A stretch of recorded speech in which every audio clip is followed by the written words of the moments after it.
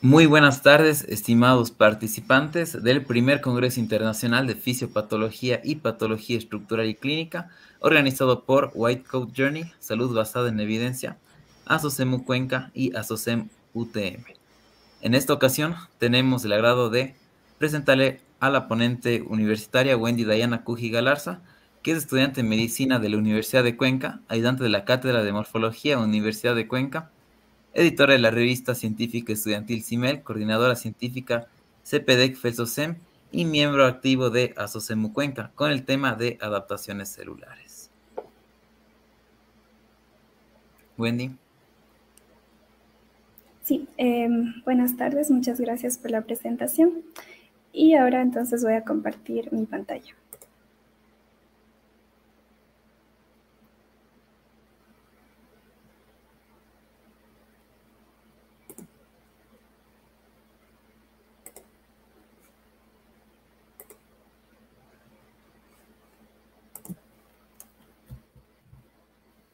Listo.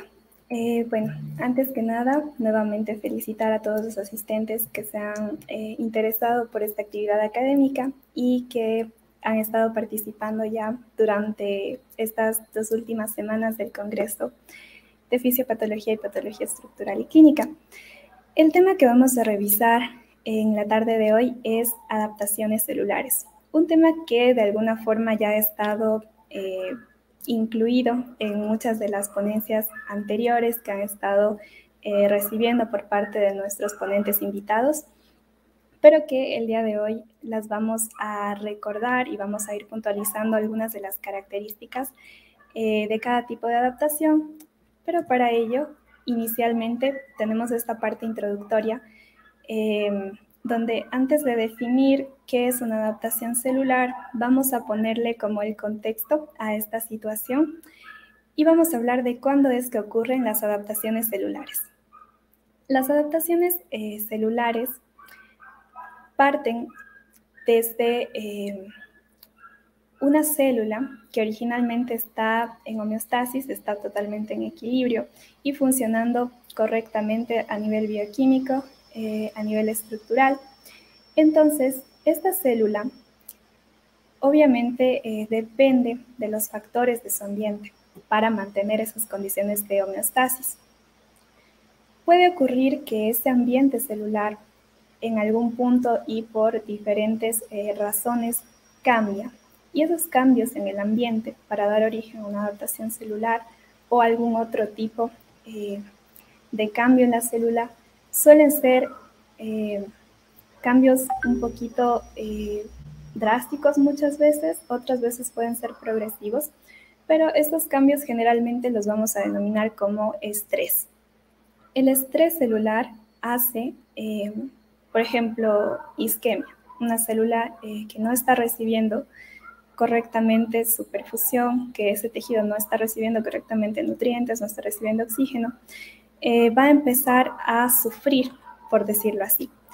Entonces, estos cambios, como ya mencioné antes, pueden llegar a ser muy intensos en algunas ocasiones y directamente la célula no tiene tiempo de hacer ningún cambio, no tiene tiempo de adaptarse, que es de lo que vamos a hablar hoy, sino que directamente puede resultar ya lesionada. Y esta lesión, cuando es sostenida, cuando es muy grave, puede llevar incluso a la muerte de la célula. Por otra parte, cuando el cambio en el ambiente es más bien leve o incluso hasta moderado, cuando se trata de un cambio progresivo, la célula tiene tiempo de hacer ciertos ajustes, de modificar su estructura, su función y llegar a adaptarse, que es, digamos que el sentido más común de la palabra que podemos nosotros comprender. La célula va a tratar de adecuarse a este nuevo entorno, a este nuevo ambiente que ha cambiado. Ahora sí, entonces, con este contexto, es mucho más fácil inferir qué son las adaptaciones celulares. Las adaptaciones celulares son cambios, puede ser en el tamaño, en el número, en las funciones, en el fenotipo también y en la actividad metabólica de las células. Y todos estos cambios resultan ser cambios reversibles, porque en el momento en el que el estímulo, ese cambio del ambiente de la célula, cesa, la célula puede regresar a su estado basal y todos estos cambios que se observan a nivel de los órganos, de los tejidos, pueden regresar a las condiciones habituales. Entonces, aquí tenemos las 4 adaptaciones celulares de las que vamos a hablar hoy, que son hipertrofia, hiperplasia, atrofia y metaplasia. Primero, la hipertrofia. La hipertrofia se debe a un aumento del tamaño celular y, por tanto, ocurre un aumento del tamaño del órgano. Este tipo de adaptación celular es una adaptación celular que se da en las células que no se dividen, es decir, la célula recibe, ya lo vamos a mencionar también en el mecanismo, la célula recibe una carga aumentada muchas veces, necesita suplir una mayor cantidad de necesidades y, bueno, como podemos hacer también una analogía con algún tipo de actividad que hagamos en nuestra vida cotidiana, cuando se requiere más trabajo, pues tenemos algunas opciones. Puede ser que involucremos a más personas o que estas personas a su vez hagan más trabajo. Pero digamos que para las células que no se pueden dividir, no pueden incrementar el número de participantes para cubrir ese trabajo extra. Entonces lo que les queda simplemente es hacerse más grandes, multiplicar sus estructuras internas, tanto componentes celulares, también orgánulos celulares, para poder estar mejor calificadas para esa función extra que deben hacer. Y bueno, la hipertrofia puede ser fisiológica en muchos casos o también puede ser patológica. Y vamos a revisar algunos ejemplos. ¿Cuál es el mecanismo de la hipertrofia? Bueno, la hipertrofia se ha estudiado bastante, sobre todo en las células cardíacas, del músculo cardíaco, y se ha visto que existen sensores mecánicos que pueden detectar la existencia de una mayor carga de trabajo.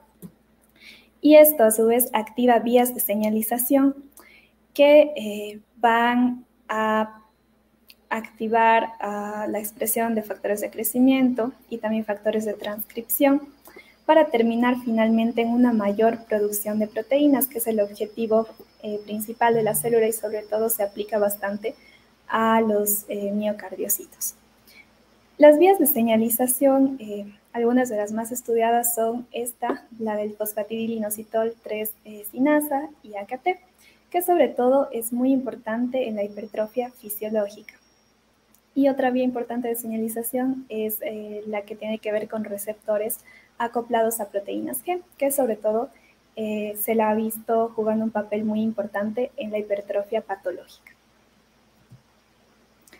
Y aquí tenemos entonces este primer ejemplo de hipertrofia, que en este caso es hipertrofia patológica.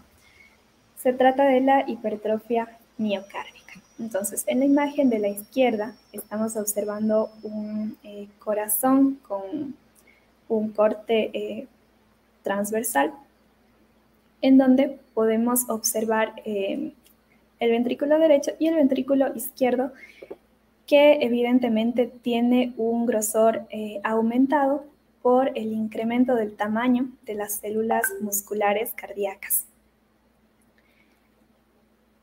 A nivel del corazón, se han estudiado, como les comentaba antes, de mucho, digamos, a mayor profundidad los mecanismos de la hipertrofia y se ha visto que pueden ocurrir incluso cambios en la expresión de ciertos genes que aquí, en cuanto a los sarcómeros, pueden originar el reemplazo de ciertas proteínas, como por ejemplo la proteína de la cadena pesada de la miosina, que tiene una isoforma adulta, pero cuando el miocito se hipertrofia, esta cadena pesada se reemplaza por una isoforma fetal que, digamos, tiene un modo de funcionamiento que requiere menos energía.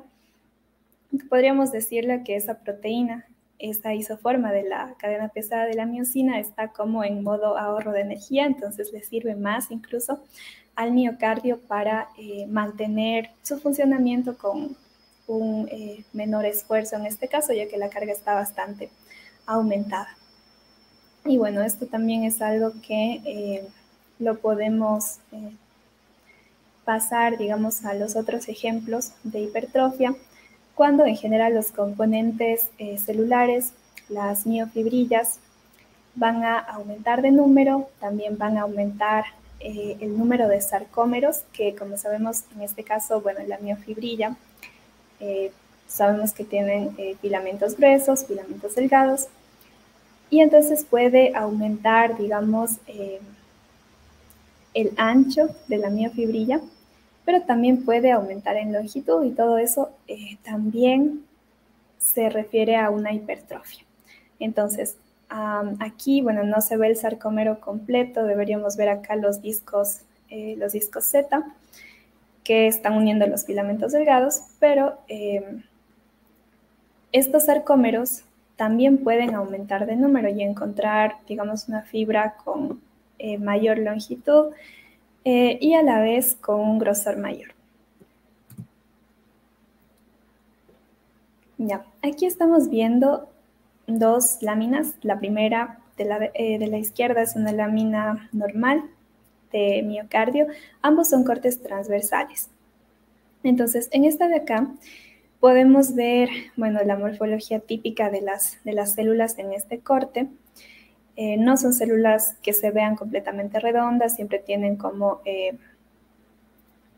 los núcleos sí son centrales, tienen un poquito de esta forma como ramificada, que es característica del miocardio. Y si nos fijamos, algo que nos puede orientar un poco aquí es que los núcleos no están tan separados de la membrana plasmática de la célula. Por ejemplo, este núcleo de aquí está bastante cerca de la periferia de la célula, igual estos otros de acá. Si pasamos a la placa de miocardio hipertrófico, podemos ver que los núcleos más o menos se encuentran en un mismo tamaño, aunque también pueden tener un tamaño aumentado y verse hipercromáticos, como en el caso de estos núcleos de aquí, este que estoy señalando ahora, este de acá y también este. Evidentemente tienen una pigmentación mayor a estos otros núcleos que podemos observar que también tienen zonas pálidas, ¿no? Y es por lo que habíamos mencionado que también se incrementa la producción de proteínas, entonces a nivel nuclear también tenemos mayor actividad. Y bueno, aquí fijándonos en el núcleo y la membrana celular, hay una distancia que muchas veces se va a ver incrementada, entonces vemos cómo evidentemente los componentes celulares han aumentado, las proteínas, las miofibrillas, aumentan de número y nos dan una célula más grande que ya se va notando como el núcleo, que sigue siendo central, se aleja de los bordes de la célula. Y también se ha visto que en el miocardio estos cambios, esta hipertrofia, también activa ciertos genes que tienen que ver con la respuesta al estrés. En el caso del corazón, se producen mayor cantidad de péptido natriurético auricular, que también es una adaptación que le ayuda a disminuir en parte la carga extra que está sufriendo el corazón, pero va asociado con estos cambios estructurales en la célula. Ya, aquí nuevamente tenemos la imagen de la hipertrofia miocárdica y acá a la derecha tenemos otra imagen en donde vamos a ver algunos cambios. Bueno, no es la misma pieza anatómica obviamente, pero es para recordarnos que si bien estas adaptaciones le ayudan a la célula a cumplir esas funciones extra que se le están exigiendo, en algún punto van a terminar siendo insuficientes. Entonces, al final la célula va a experimentar cambios regresivos que nuevamente derivan en la pérdida de los componentes intracelulares y termina sin lograr compensar ese trabajo extra que se quería mantener a fuerza, digámoslo así.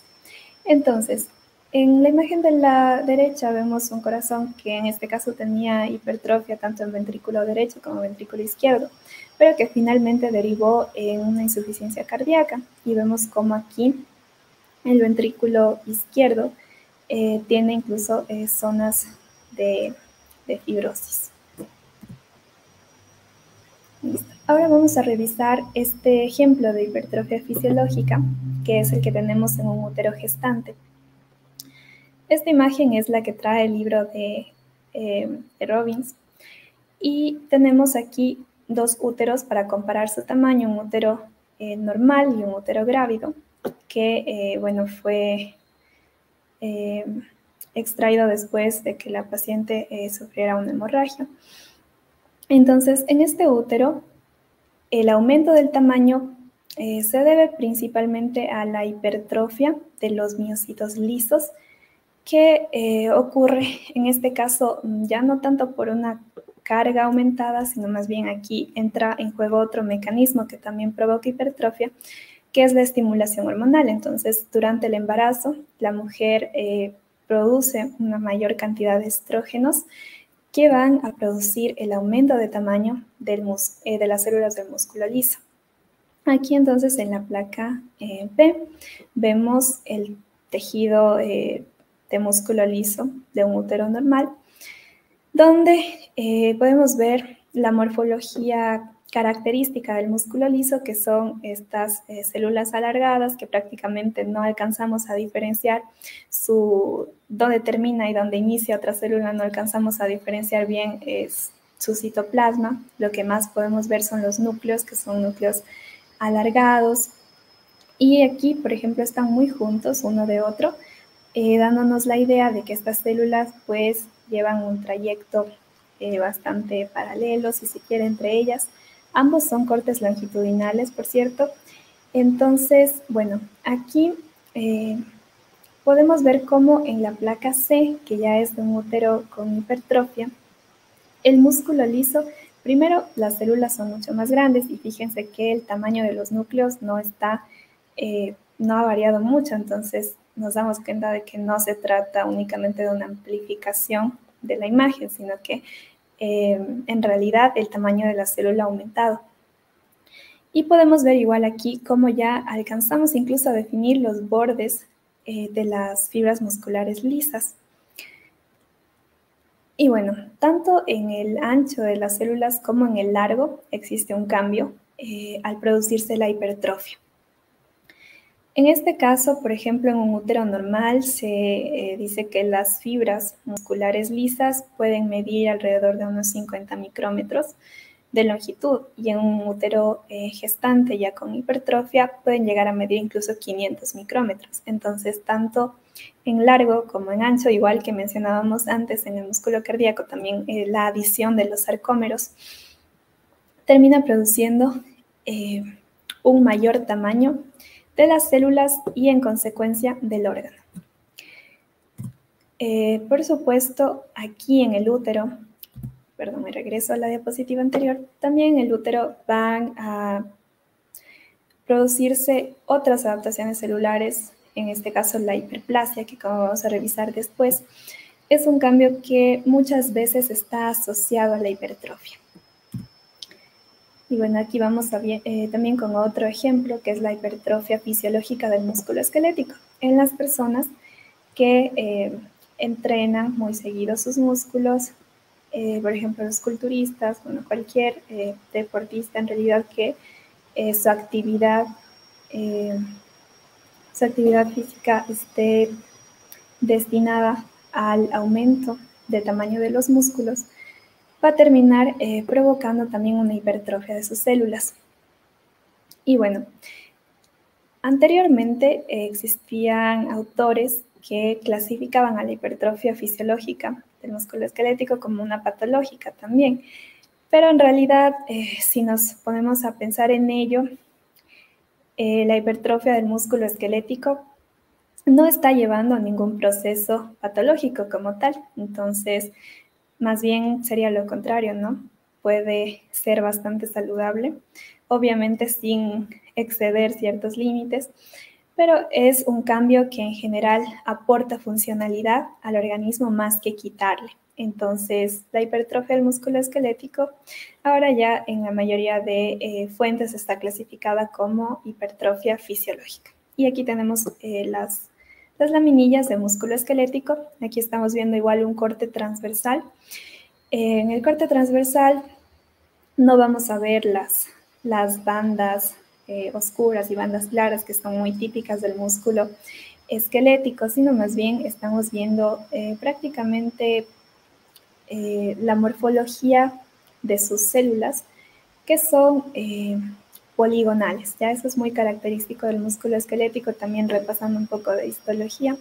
Las células toman esta forma poligonal con los núcleos en la periferia.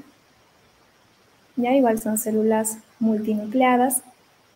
Y estos espacios blancos que quedan por aquí corresponden a tejido conectivo, en este caso el endomisio, que está rodeando cada una de las fibras musculares. Y acá en la imagen inferior vemos unas células que en gran parte sí mantienen esa morfología celular, pero están mucho más grandes en comparación a las anteriores, que es básicamente lo que ocurre en la hipertrofia. Ahora vamos a hablar de la hiperplasia. La hiperplasia, en cambio, es un aumento del número de células que termina aumentando el tamaño del órgano, y esta sí va a ocurrir en células que son capaces de dividirse. Porque, bueno, aquí las células adultas pueden dar origen a nuevas células del mismo tipo que cubran las necesidades extra que se le están exigiendo al tejido. Igual que con la hipertrofia tenemos un tipo fisiológico y también un tipo patológico. Como ya decíamos antes, la hiperplasia a menudo se presenta junto con la hipertrofia y por lo tanto la hiperplasia ocurre debido a estímulos externos que son los mismos que desencadenan la hipertrofia, en este caso aumento de la carga de trabajo, estímulos hormonales, factores de crecimiento. Ya. El mecanismo de la hiperplasia puede ocurrir por dos vías. Y aquí está un ejemplo muy típico también, que es la regeneración hepática después de una hepatectomía parcial, por ejemplo, en donde los hepatocitos remanentes van a tener que cubrir nuevamente esas funciones normales del órgano. Y como sabemos, el hígado es un órgano que se regenera de forma excepcional. Entonces, aquí pueden ocurrir dos cosas. Puede ser que los hepatocitos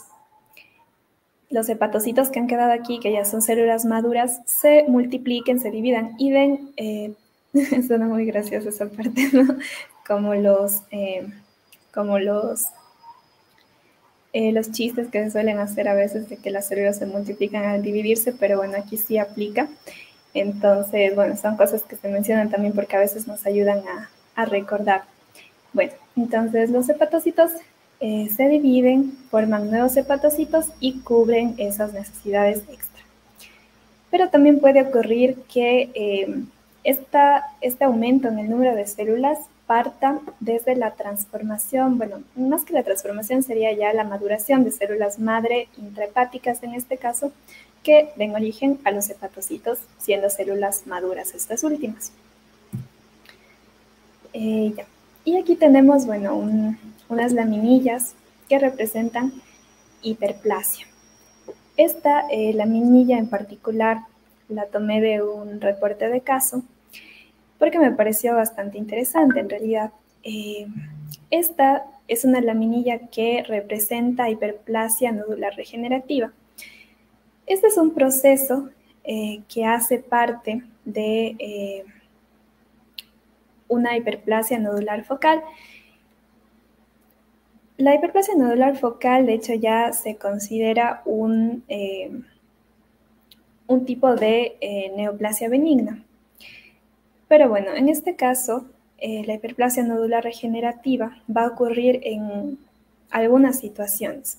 Puede ocurrir en pacientes trasplantados, como los que acabamos de mencionar hace un momento, pero también puede ocurrir en respuesta a ciertas enfermedades sistémicas, por ejemplo, en artritis reumatoide, y también puede ocurrir en respuesta a fármacos, como fue en el caso de esta paciente, que estaba recibiendo quimioterapia por un adenocarcinoma de colon que había tenido previamente. Y el agente quimioterapéutico que ella estaba recibiendo indujo esta hiperplasia nodular regenerativa a nivel del hígado. Obviamente, los médicos inicialmente tuvieron que descartar que se tratara de una metástasis hepática del cáncer que ella ya tenía documentado, pero tras realizar el estudio histopatológico, se concluyó que se trataba de una proliferación nada más de los mismos hepatocitos completamente normales, como podemos ver aquí en la placa inferior de la izquierda. Son hepatocitos que no muestran características atípicas, pero en las laminillas de menor aumento, que son las superiores, podemos ver cómo la estructura normal del hígado, del parénquima hepático, está modificada. Y vemos aquí estos nódulos regenerativos, que son células que se han empezado a dividir, que están proliferando en forma de focos nodulares, ¿no? Entonces aquí tenemos uno, aquí otro, y se forma una especie de cicatriz central, bueno, no tan central, está un poco periférica más bien, pero de aquí parten estas bandas fibrosas que están dividiendo a los nódulos regenerativos del hígado. Acá también se ve algo similar, bueno, no están tan definidos los septos fibrosos.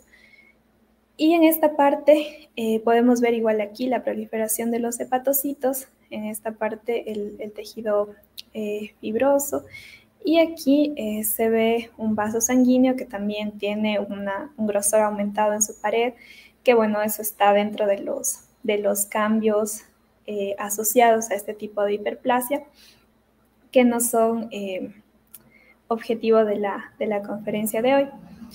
Pero bueno, entonces es para recordar también que a veces otro tipo de estímulos, en este caso un fármaco, termina provocando también adaptaciones celulares. Vamos a revisar ahora la tercera de las adaptaciones celulares, que es la atrofia. La atrofia es una disminución tanto del tamaño como del número de células. Entonces, es como una combinación de lo que estábamos mencionando antes. En la hipertrofia aumentaba el tamaño, en la hiperplasia aumentaba el número, y en esta vamos a tener una variación tanto en el tamaño como en el número, pero digamos a la baja. Entonces, tenemos un menor tamaño y un menor número, que culmina en la reducción del tamaño de un órgano o tejido. También puede existir atrofia fisiológica y atrofia patológica. La atrofia fisiológica puede ocurrir durante el desarrollo normal, durante el desarrollo embrionario, por ejemplo, con la notocorda o con el conducto epirogloso, que son estructuras que terminan atrofiándose. Y también puede ser patológica, que es lo que más comúnmente vamos a observar ya en la etapa madura del organismo. Y bueno, los mecanismos de la atrofia son principalmente dos. Una síntesis reducida de proteínas, es decir, se producen en menor cantidad, y una mayor degradación de proteínas. Aquí vamos a resaltar primero algunas características de este primer mecanismo, que es la síntesis reducida de proteínas. Aquí principalmente se debe a dos causas también. Se reduce la producción de proteínas porque la célula tiende a captar menor cantidad de nutrientes, y en segundo lugar porque se detiene o disminuye la traducción del ARN mensajero hacia proteínas. Entonces aquí tenemos esto para esquematizarlo, un ribosoma, aquí tenemos el ARN mensajero llegando al ribosoma, donde se van sintetizando las proteínas de acuerdo a los códigos que trae el ARN. Pero ambas cosas en las células atróficas van a estar disminuidas. Y el otro mecanismo es la mayor degradación de proteínas. Entonces, aquí principalmente va a actuar el sistema ubiquitina-proteasoma. ¿Ya? Aquí tenemos una proteína que es marcada por la ubiquitina y eso determina su destino hacia el proteasoma, donde va a ser finalmente degradada. Otra cosa que puede ocurrir también es un aumento de la autofagia. Entonces la célula empieza a consumir también sus componentes intracelulares, se forman estas vacuolas autofágicas. Y aquí, bueno, estamos viendo la fusión con las para que esta vacuola pase a contar con las enzimas lisosomales y finalmente la degradación. Ocurre que cuando estos cambios, cuando empiezan a degradarse los componentes de la célula, a veces estas vacuolas no terminan siendo totalmente degradadas. Pueden quedar residuos y en este caso vemos los gránulos de lipofuscina que pueden quedar como remanente de esta digestión celular y que por eso muchas veces las consideramos como marcas de envejecimiento en las células. Aquí estamos viendo células del miocardio, en este caso ya en un corte longitudinal. Igual vemos las ramificaciones de estas células, sus núcleos centrales. Y aquí tenemos varios puntos de inclusiones intracelulares de lipofuscina. La atrofia también puede ocurrir en el músculo esquelético. A la izquierda tenemos una placa normal, donde vemos esta morfología que ya estuve comentando antes, ¿no? Esta morfología poligonal.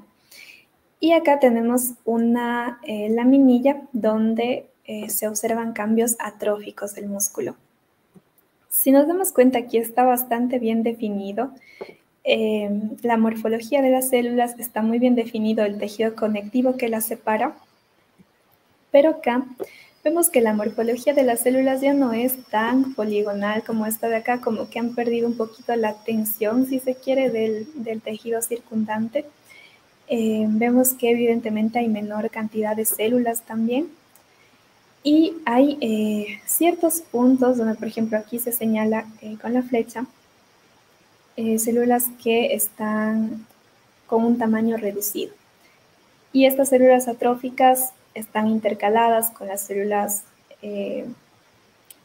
musculares que todavía no están atróficas, pero que igualmente ya empiezan a verse de una forma diferente por el entorno mismo que tienen, que ya no es el de un tejido completamente saludable.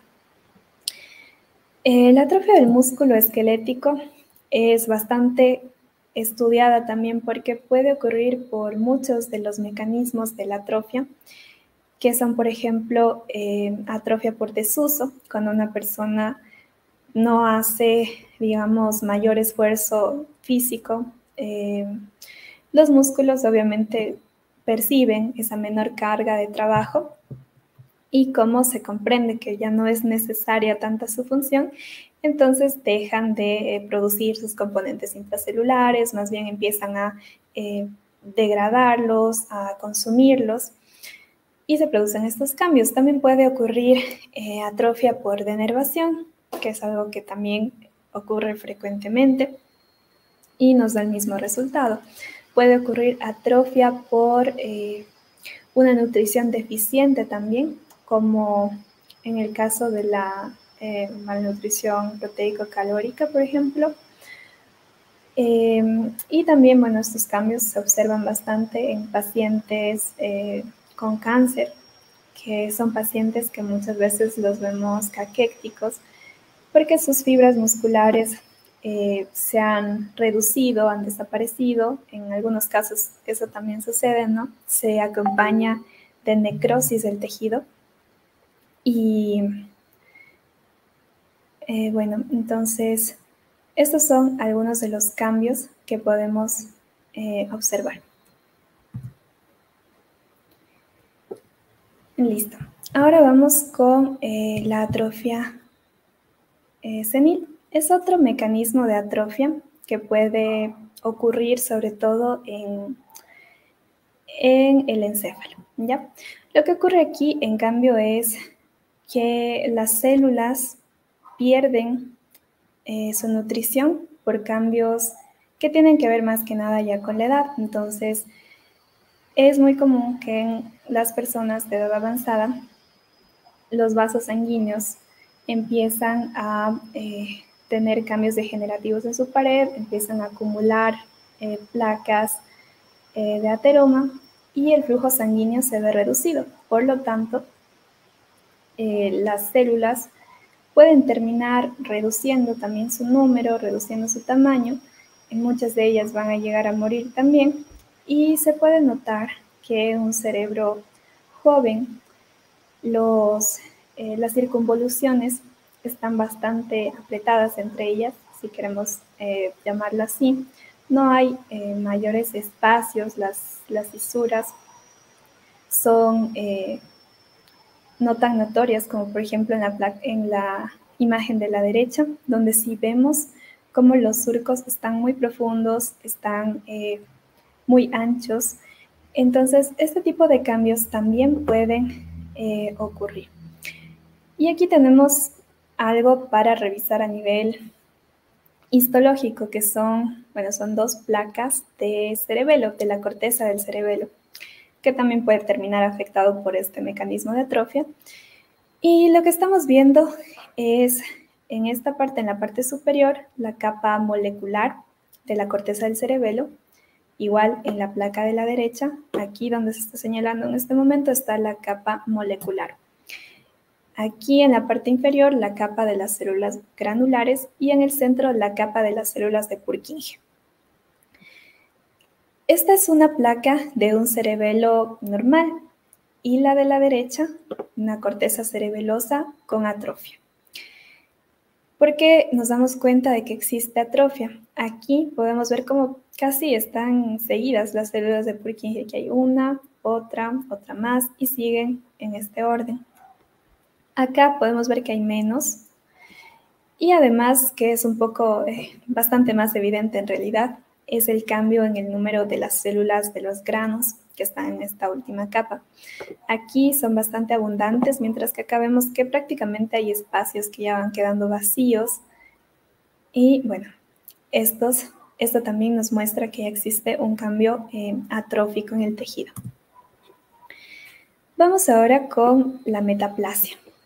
La metaplasia es un reemplazo de fenotipo, podemos llamarlo así.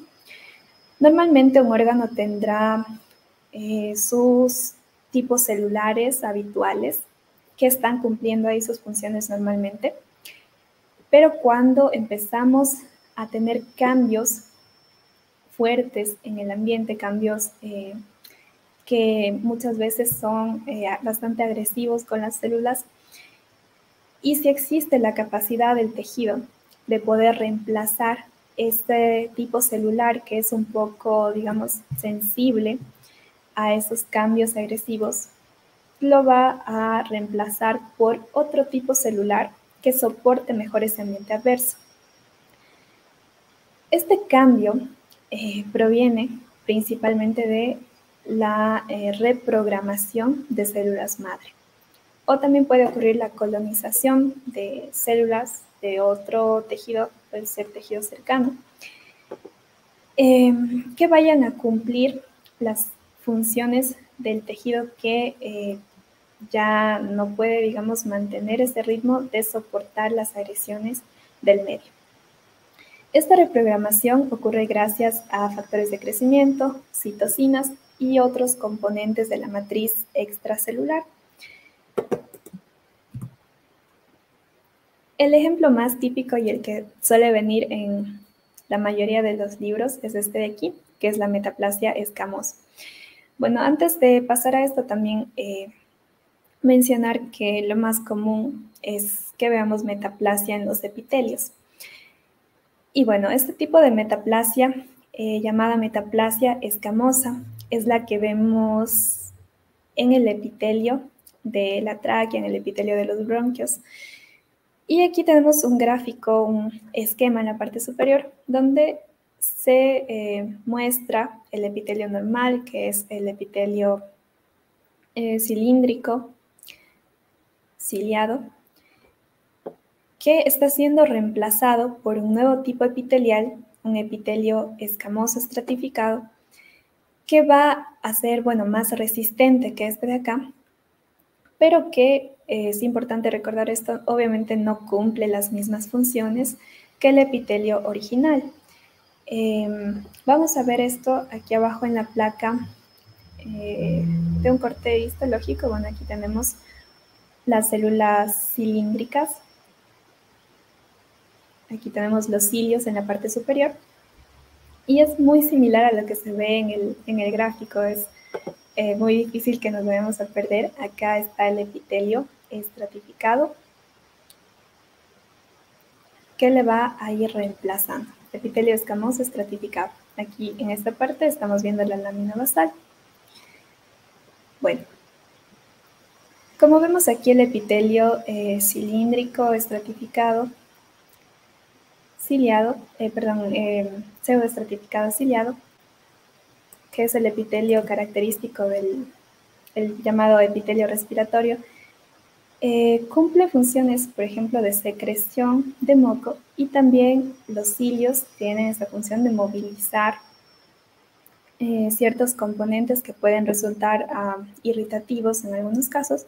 Entonces, el epitelio escamoso es algo que evidentemente no puede hacer, y por lo tanto esta adaptación, si bien es como la salida que encuentra el tejido a esa agresión inicial, que en este caso, en el caso de la metaplasia escamosa, suele ser provocado sobre todo por las sustancias, los componentes del tabaco, que van a irritar al epitelio, finalmente termina siendo insuficiente y termina más bien deteriorando en general la función del órgano, algo que ya lo mencionábamos cuando hablábamos de la hipertrofia también, que podía terminar como insuficiencia cardíaca, y finalmente son cambios, son adaptaciones que no se pueden mantener en el tiempo y que en algún punto van a ser superadas por los cambios que se están dando en el ambiente celular. Aquí tenemos otro tipo de metaplasia, que es, bueno, ya la lámina con la que vamos a ir terminando esta conferencia, que es la metaplasia intestinal. Es el nombre que se le ha dado también por el tipo de cambio que ocurre. También es un cambio a nivel epitelial, y es el que ocurre en los pacientes que desarrollan esófago de Barrett. Aquí vemos, bueno, esta es una endoscopía donde se muestra una imagen de endoscopía donde se muestra la mucosa normal y cómo empieza a invadir otro tipo de mucosa, que es una mucosa de tipo intestinal. Entonces es el que le da el nombre a este tipo de metaplasia. La placa que tenemos aquí en la parte inferior nos muestra justo la unión donde empiezan a verse estos cambios. Aquí a la derecha y hacia la parte inferior, si nos ubicamos aquí, se encuentra la lámina basal normal del epitelio, y aquí vemos un epitelio escamoso estratificado, que es el tipo de epitelio normal en el esófago. ¿Ya? Hasta acá seguimos viendo epitelio escamoso estratificado. Pero en esta parte vemos cómo se transforma y empezamos a ver un epitelio cilíndrico, que es el epitelio típico del intestino. Y también vemos que este epitelio ya ya cuenta con células caliciformes, incluso estas células productoras de moco. Entonces es un poco lo contrario de la metaplasia que veíamos anteriormente. En el pulmón, en el epitelio respiratorio, se transformaba un epitelio cilíndrico en un epitelio escamoso, en este caso el epitelio cilíndrico va a reemplazar al epitelio escamoso. Y aquí esta tinción de aquí abajo ya no es con hematoxilina eosina como la de la izquierda. Esta tinción es con azul de alcián, que está hecha para evidenciar componentes mucoides en los tejidos. Y bueno, aquí podemos ver cómo se tiñen perfectamente las células caliciformes que que están haciendo parte de este nuevo tipo de epitelio que invade la mucosa que normalmente debería ser escamosa estratificada en el esófago. Y eso sería todo por la conferencia de hoy. Ha sido en realidad un gusto poder participar de esta conferencia. Siempre es súper bonito, como digo, y lo repito muchas veces, poder preparar este tipo de presentaciones, tomar ese tiempo para revisar ciertos contenidos, para buscar imágenes, para buscar gráficos que puedan esquematizar de una mejor forma las ideas que queremos comunicar. Y la idea es que entre todos podamos prepararnos de mejor forma y seguir siempre aprendiendo. Ese es el objetivo también de crear contenido médico en esta que es mi página, Medicina White Coat Journey. Bueno, en este caso, la fotito que les he colocado aquí es de una de las historias que compartí hace algún tiempo y es nada más una muestra del tipo de contenido que suelo compartir en esa plataforma. En este caso la coloqué porque el público que tenemos en este congreso probablemente está interesado bastante por la anatomía patológica. Es un tema que también me gusta mucho. Y bueno, los invitamos a seguir disfrutando de este congreso que ya está por terminar. El día lunes tenemos las últimas conferencias y de aquí pues ya los días para prepararse para la evaluación final, finalmente rendir esa evaluación y las personas que hayan cumplido con los requisitos podrán acceder a su certificación. Muchísimas gracias, espero haya sido de su agrado y bueno, la idea de organizar este tipo de eventos es que cada vez podamos llegar a más personas y podamos aportar a la formación médica continua de todos quienes estén interesados. Muchísimas gracias nuevamente y vamos a dar por terminada ya la transmisión.